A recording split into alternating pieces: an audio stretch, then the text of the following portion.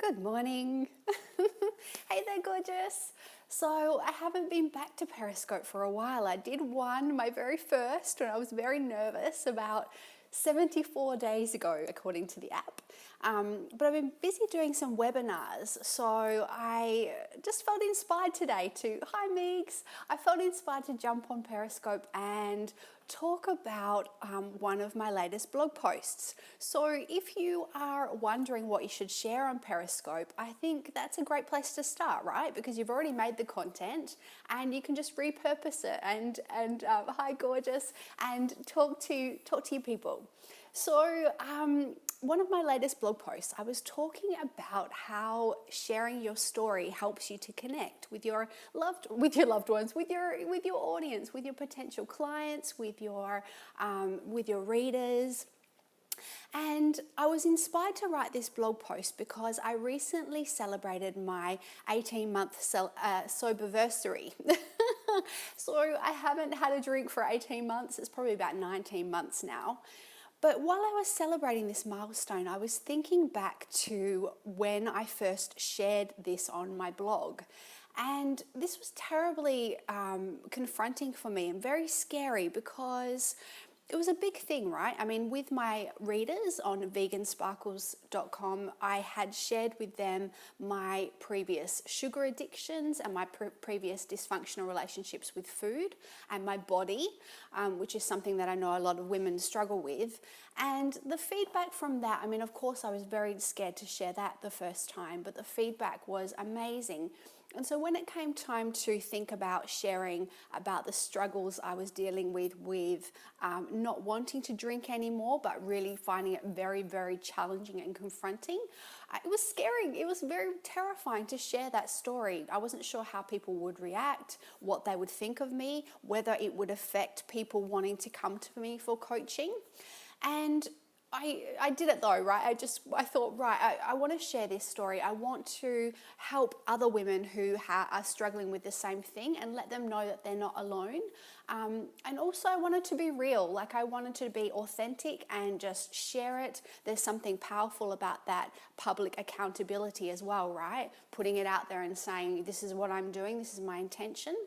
So I did it. I shared it in a 3-part blog post as I was actually going through the experience of putting down the drink and changing my life and really bringing all of my readers and my potential clients and my current clients along with me for the journey so that they could see, maybe they were struggling with social media addiction or maybe shopping addiction or maybe just sugar addiction, anything that they were struggling with, maybe they could see some similarities in my story and maybe they could resonate with it as well.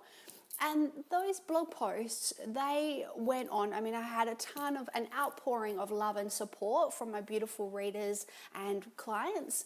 And also it led to my story being featured in some big websites like The Australian, El Quebec Magazine, news.com.au, which again was terrifying. Each time it went outside of my sphere of influence, I was terrified. But again, each time the outpouring of love and support was amazing. And so what I did was I was inspired. I was inspired because of the feedback to create a program which is called sexysobriety.com. And since then, in this past 18 months, it's probably about 13 months or so since I shared my story in those blog posts. I've had the pleasure of coaching more than 200 women to greater health and happiness in that program. So that blew my idea of it being, if I was at the time, I guess I thought if I share my story of vulnerability, if I share that I'm only human and I don't have it all figured out and I don't have all the answers, that I'm a health coach and I have this dysfunctional relationship with alcohol, which is not very healthy on many levels, would that affect my practice? Would that affect how many clients I received? Being able to coach 200 women in this program, that blew that idea out of the water, right? And so once again, I was reminded of the power of vulnerability and of sharing your stories and of allowing people to connect with you on a deep and personal level, because people connect with stories, right? I remember even at the start of my journey, I was health coaching my sister, and she said, I'm so sick of all these books out there that tell me don't eat this and don't do that and exercise like this. And she said, I just want to hear some real life stories. I want to hear from people who have done it and have found it challenging and who overcame it. And I guess, that's what we all want, right? We love that hero story of someone who went out there, figured it out, conquered that dragon, and came back to save the rest of the village. We love to hear stuff like that. We love to cheer them on as they're telling us the story. It helps us to connect with them on a personal level. And also then it's inspiring. It's inspiring to see that, someone went out there and they found it challenging, but they did it and they came back and they're going to share with you the best tips and the ways that they found to do that. So you can apply this to any niche that you've got, and not just wellness entrepreneurs. I mean, obviously with business as well, the business side, I think it's so, just thinking about how I love to learn from my mentors. I love when they tell me their challenges and their mistakes and stuff. I love learning from that. I think we probably learn from that a little bit more than the success stories. They're saying, well, I tried this and it sucked, it flopped, so I won't be trying that again. And we can just pick up little things and learn from each other and really have that community feel. So I guess I was just jumping on to say, give that a try, share your story and let it be an inspiration to someone else, because you never know who you can be affecting in a positive way. And so I wrote down, I've got a few notes here. Another idea if you're trying to figure out what to do on the Periscope, I think jot down the notes in case you can get distracted by the messages and stuff, right? So a few ways that I've shared this in the past is on my About page. So on my Vegan Sparkles website, on my About page, I've got a link to one of the blog posts I wrote about my time in diet hell. And I've also got a link there to my before and after pictures.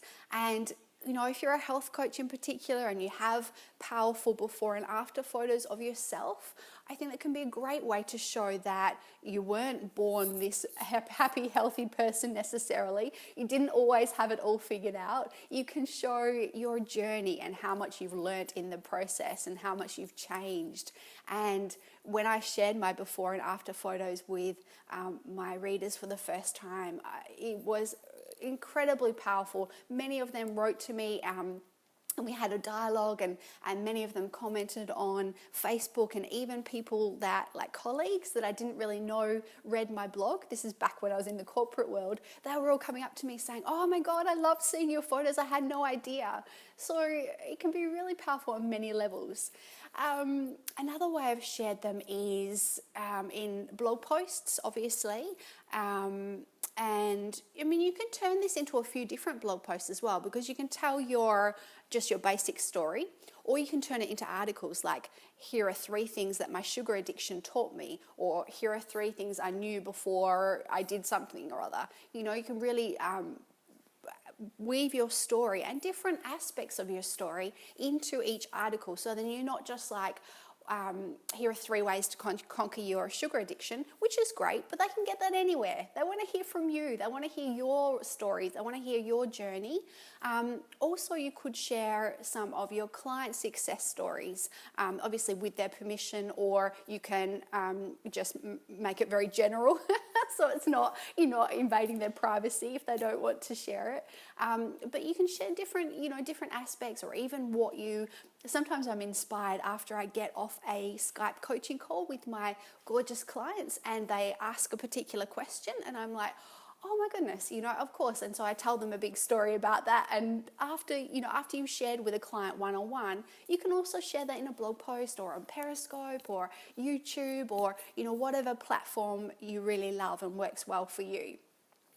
Let me see. Now, how else can you share this? I've seen people share on their sales page as well, like on their offerings page of this is why I created this program for you, and this is why I was inspired to create this program, because this is my journey. This is where I started, and this is what I had challenges with.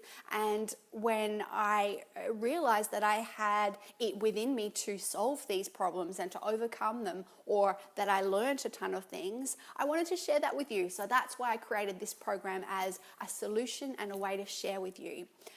That's a great place to put put your personal story. It's not just like, here's the program, here's what it's about, here's what it can do for you. All of those things are fantastic, but also add a personal element, add some human aspects to it, add some stories. You want to show your clients, your potential clients, that you're human and that you get it, that you weren't always perfect, or they can believe when they see you so happy and healthy and sparkly, they can think you were always that way. And so they might think, well, that's great for you, but I'm not like that. And so showing them that maybe you weren't always like that. Maybe we've all had struggles in the past, right? So just allowing yourself to be a little bit vulnerable and allowing them into your world, allowing them to see what has transpired for you. Let me see, what else? All right, I think that was all. I think that was all I had today. But I just thought I'd jump on here, and hopefully that gives you a little bit of courage to go out there and share your own stories with your beautiful people, and let me know how it goes. I'd love to hear about it. You can find me at bexweller.com, sexysobriety.com, or vegansparkles.com. Oh, thanks, Meg. So good to see you, honey bun. Take care, gorgeous. All right, I'll talk to you next time. Bye.